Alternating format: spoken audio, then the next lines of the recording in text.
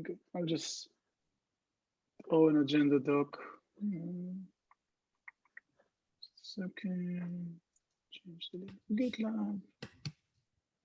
Everyone can edit, copy link, and add it to the meeting invite. Okay, second. Okay. It's in the meeting invite, and I assume all of you can edit it.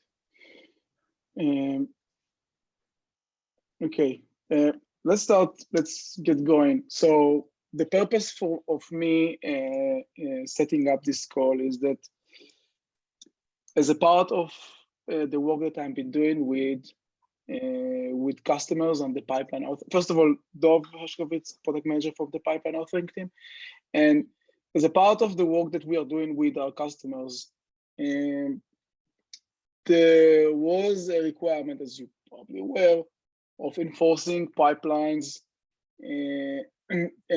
mainly in large organization, corporate organization. Now, I was just about to create an issue, create an epic, and discussed it with my designer, when I realized that we do have an epic, and it's actually pretty much done. I've seen the recording and I've read through the notes. So I have a couple of questions, and I really want to better understand the implementation. So the purpose of this call is for me to better understand if there are any follow-ups that we need to pick up, the pipeline authoring team needs to pick up, because I do see this as partially some of the work that you will need to carry it over. This is number one. Number two, I want to make sure that we are targeting the same personas. Okay, so I want to understand who is the customer that you are aiming to solve this problem for, and what will be the next step for you in this while working on this project, and then we'll see how can we collaborate, how our teams together can collaborate, because as I mentioned, I've seen this requirement as a critical requirement for our users, for my users, and I was happy to say that we have this in place, but there are probably more work for us that we can pick up also from our team. So I don't know who wants to start. I know that I had like several questions, but like maybe we can start with the persona and the customer and take it from there. Yeah, so I'm happy to cover that before we get into some of the technical nitty-gritty. And maybe even before we talk about personas, we can talk about the problems that they're going to be working on solving. The need that we heard from a lot of our customers and users that we wanted to focus on was their compliance business requirements said they had to run certain jobs such as security scans, logging steps, whatever, as part of building any sort of project that fed into a production environment or some sort of sensitive sort of deployment. And so the people that we're primarily directing our capability towards are compliance teams. The compliance team can be a hat that one person wears along with their other hats. So we typically also see security teams running some of the compliance efforts, engineering or development managers also running compliance efforts. And what their critical requirement is, you know, for these regulated environments, regulated sort of projects, they have to make sure that a piece of a pipeline always runs, even if a developer tries to bypass it, whether intentional or not. And a friction point that we, in my opinion, addressed very well, that wasn't a requirement necessarily, was minimize the effort on the individual developers to understand what the compliance requirements are and take action.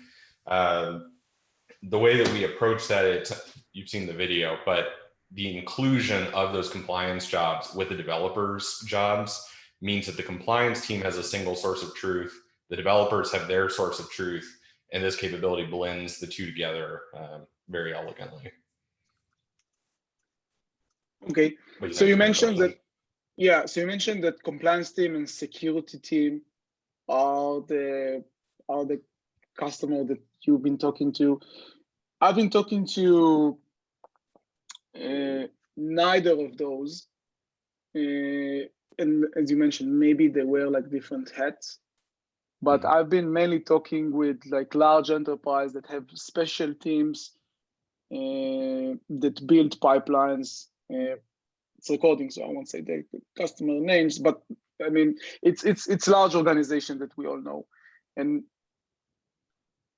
in all the large organizations, they all come with that specific requirement. So it's not only the compliance team, or maybe compliance team is driving this requirement from the top, but actual the team that need to do the heavy lifting, at least from what I was looking at, what I was seeing, is actually the team that, like the DevOps, that or the platform engineers, as we call them, that are responsible for running and maintaining pipelines. So it's not the developers; it's a team that serving development team when they build their pipeline. And what they actually do, they scan the pipeline that the engineers are building, and if they see that a piece of that pipeline is missing, they deprecate this pipeline even automatically and say, hey, you need to follow those guidelines. You need to include that specific file in order for this pipeline to run. So they're actually looking for the presence of like a Sam's job or a Dov's job, and if it's there or not, green, red light. Exactly. That's exactly what they're doing. I can even point you to the recording. Yeah, from. I actually had a customer call yesterday that mentioned that exact use case. That's really interesting. Okay, but from what I was reading, what I was looking, it seems that like your solution is probably solving this problem, like solve both like the compliance team problem and what I saw as a problem from that users, and I want to better understand like what are the follow-ups that needs to be done. That there are like more things that is needed for that specific solution, and if there are things that are involving like building and running pipelines, and this might be something that we can do that our team can pick up. Just thinking before I'll turn it over to the rest of the team. So we released this capability, so it's functional, and we have users already looking to use it today. So I don't think there's any like glaring omissions we have that would need to be picked up urgently. I think probably, Dov, for your team, some of the big extensions we could do are some of these different use cases like you're talking about. We're likely going to extend the pipelines ourselves as we discover new use cases too, but I don't think there's anything missing from the current version. I don't know if the rest of the team wants to comment though, if I'm saying the wrong thing.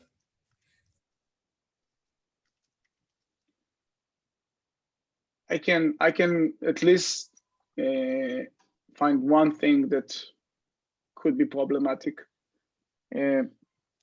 So when you are enforcing a pipeline, so you actually enforce like a specific set of jobs to run that is like it is appending to a pipeline that a user is creating. Now, if in your pipeline you have a security job that by the name of, I know, Sam, and then I create in my pipeline the same job, I will override your job. So I can like. That's not true for our implementation. So our compliance implementation actually will take precedence if a developer tries to override it with their own definition. And that's by design.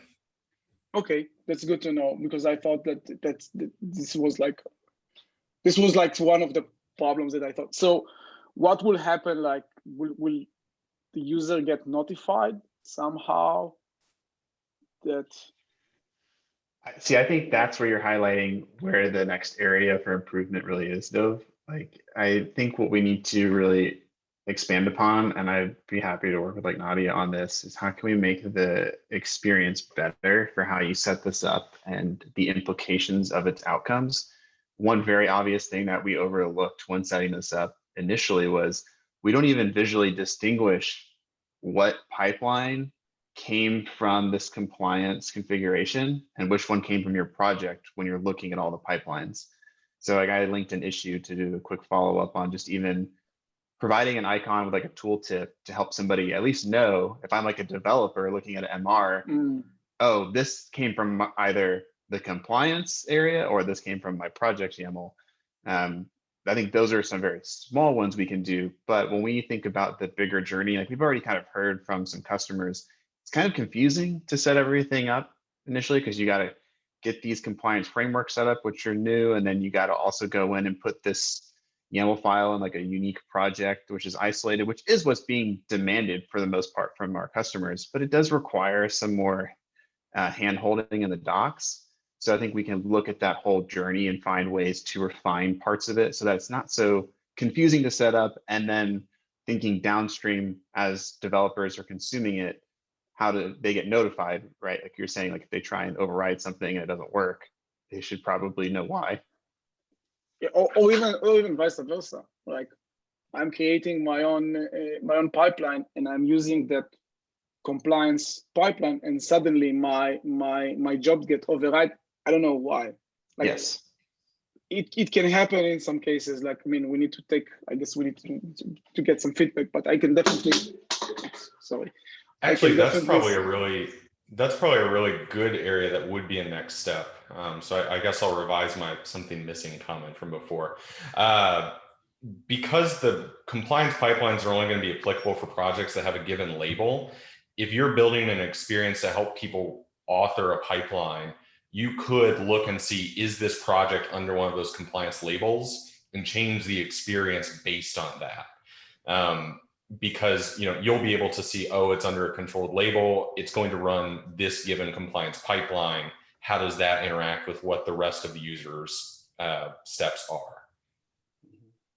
You could even, I guess, to the example that overrides before, you could even say something like, you just defined, Sam's job, but it was defined the compliance pipeline. It's not going to do anything.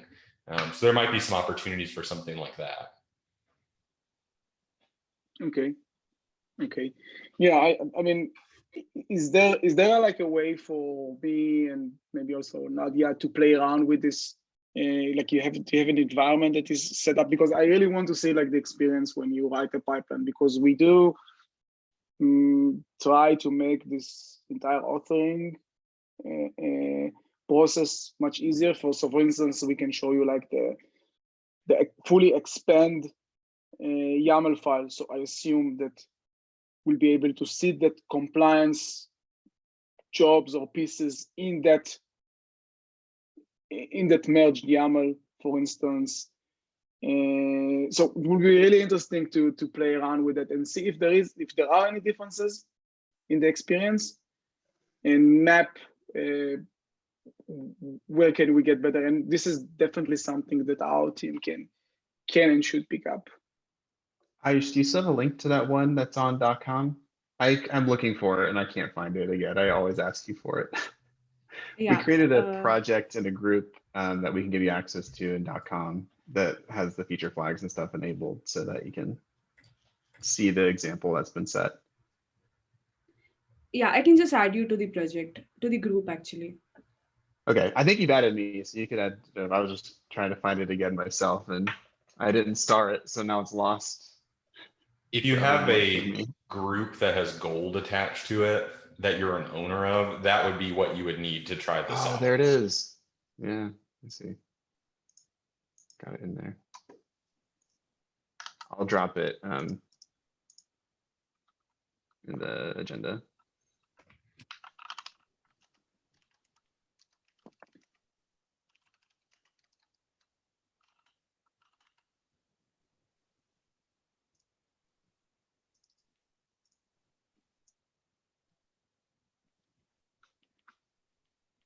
Okay, again, can you add me to that as well? Probably you should. No, yeah. I should add Nadia as well, because we want to look at that.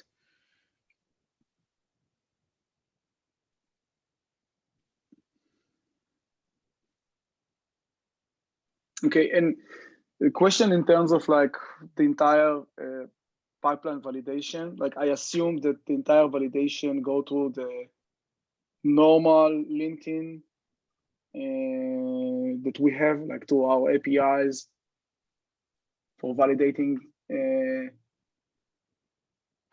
pipeline.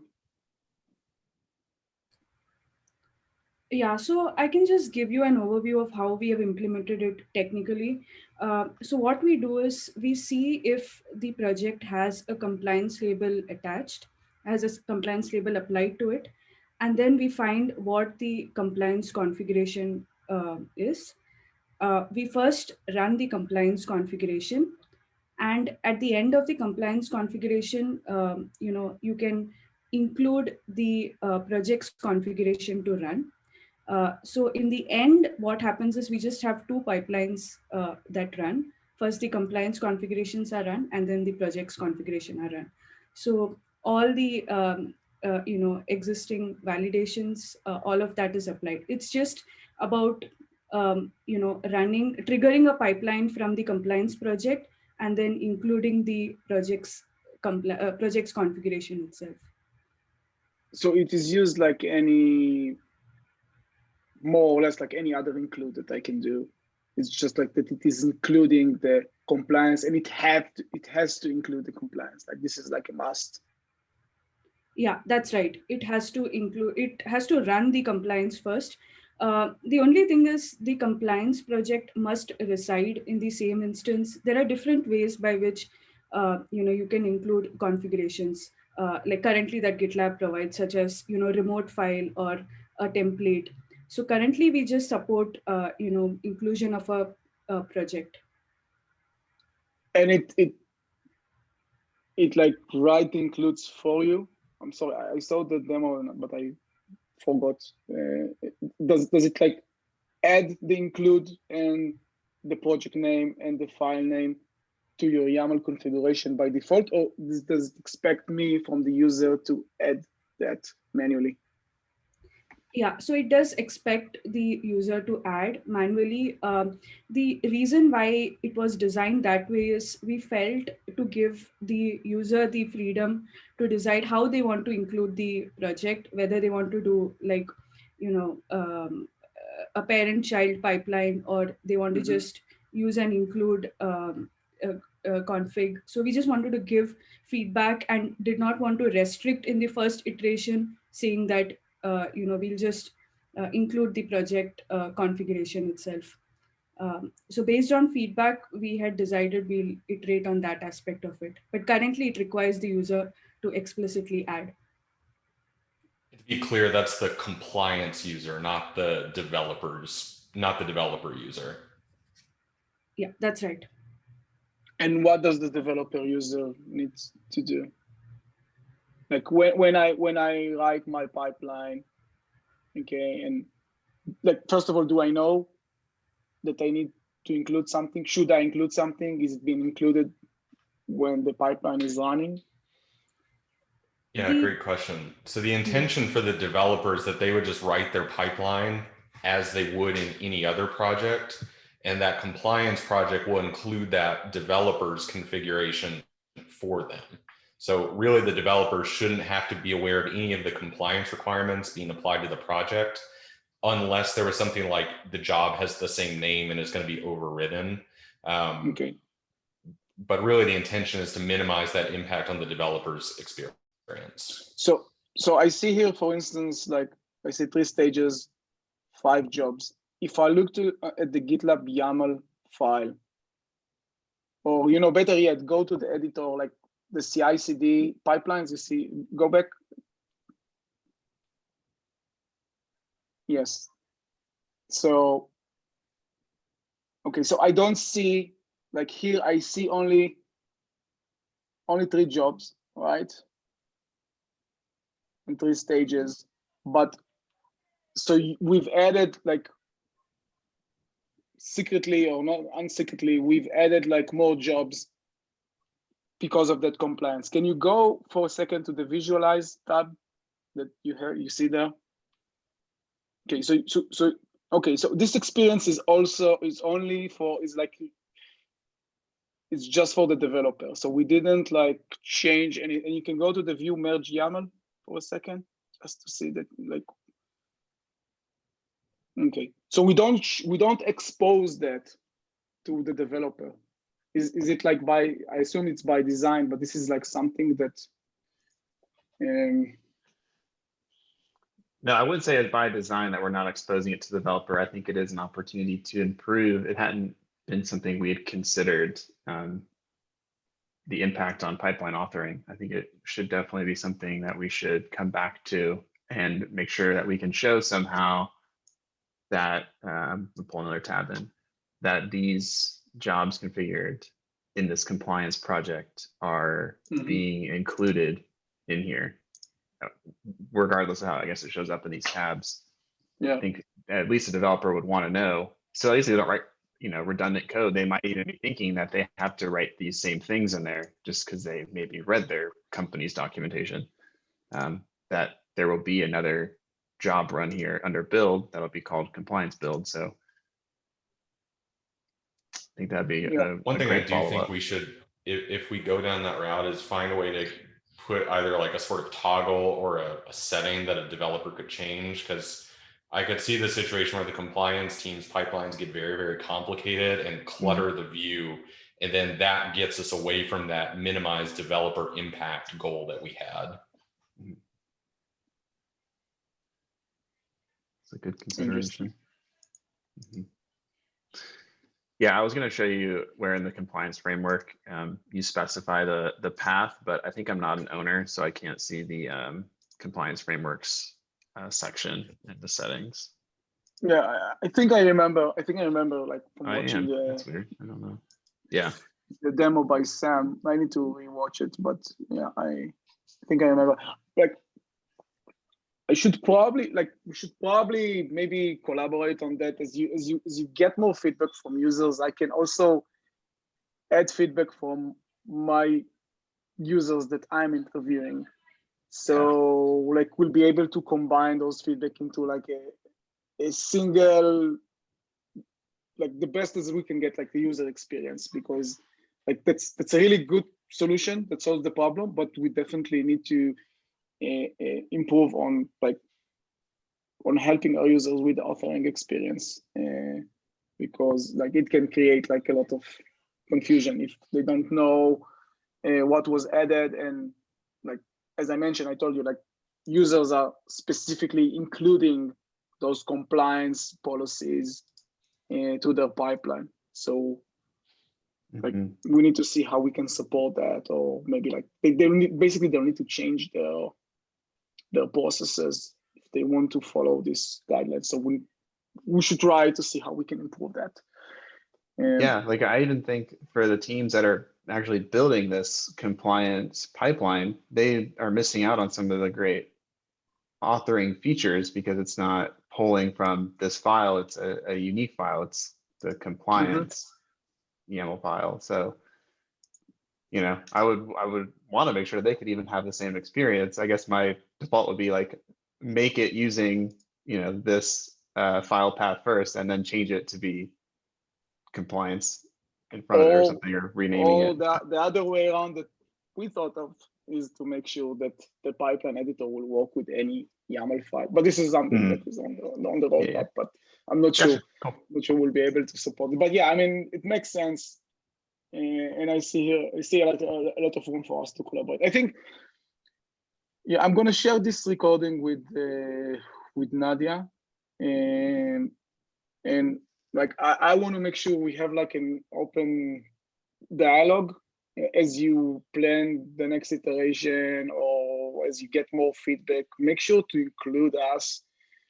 We'll probably need to do some thinking here on how should we like improve and how should we collaborate, but it was definitely very helpful for me. Awesome. Sweet. Cool. Okay. I guess that's it for now. Dan, can you share the recording once we're done with this meeting? And like, we'll keep in touch, I guess. Sounds good. I can upload this to YouTube if you'd like. Yeah, upload Perfect. it to YouTube and send me the link. Perfect. I'll do And, that. yeah, we'll probably touch base in a few weeks. Thanks a lot. Looking forward to it. We'll talk soon. Thanks, folks. Bye-bye.